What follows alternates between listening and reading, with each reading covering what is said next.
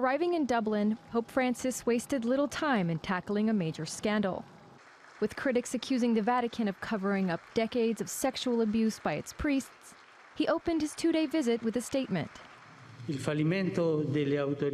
failure of ecclesiastical authorities, bishops, religious superiors, priests and others to adequately address these repugnant crimes has rightly given rise to outrage and remains a source of pain and shame for the Catholic community. He made those remarks at a government reception in the presence of survivors of abuse. This is after a report was released last week detailing decades of child sex abuse by clerics in the U.S. state of Pennsylvania. More than 300 priests there stand accused of sexually abusing more than 1,000 children over 70 years. It's the latest episode in nearly 2 decades of sex abuse accusations against priests. The scandal has reignited anger over the Church's efforts to protect abusers in Ireland in the past. When they met at Dublin Castle, Prime Minister Leo Varadkar called on Pope Francis to take action. People kept in dark corners, behind closed doors, cries for help that went unheard. And these wounds are still open, and there is much to be done to bring about justice and truth and healing for the victims and survivors.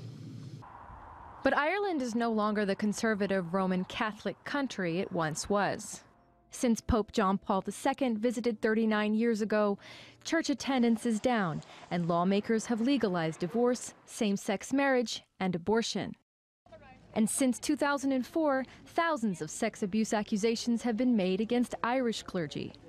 Protesters gathered today in Dublin to demand justice for survivors.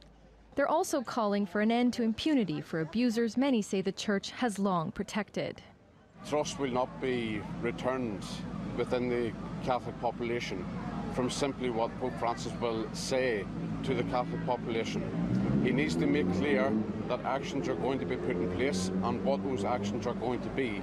Despite the challenges faced by the Church, some Roman Catholics remain optimistic. I think the Church is really in a bad state at the moment, and I think maybe like alcoholism, we have to go to the ground level to rise up again. So I think maybe at the minute it really is near ground level, and hopefully his visit to Ireland will do some good. The wishes of one Catholic. But for many survivors of abuse, they have been failed and for too long. How much faith in church can be restored will at least partly depend on what Pope Francis says and does during this visit. Sarah Balter, TRT World.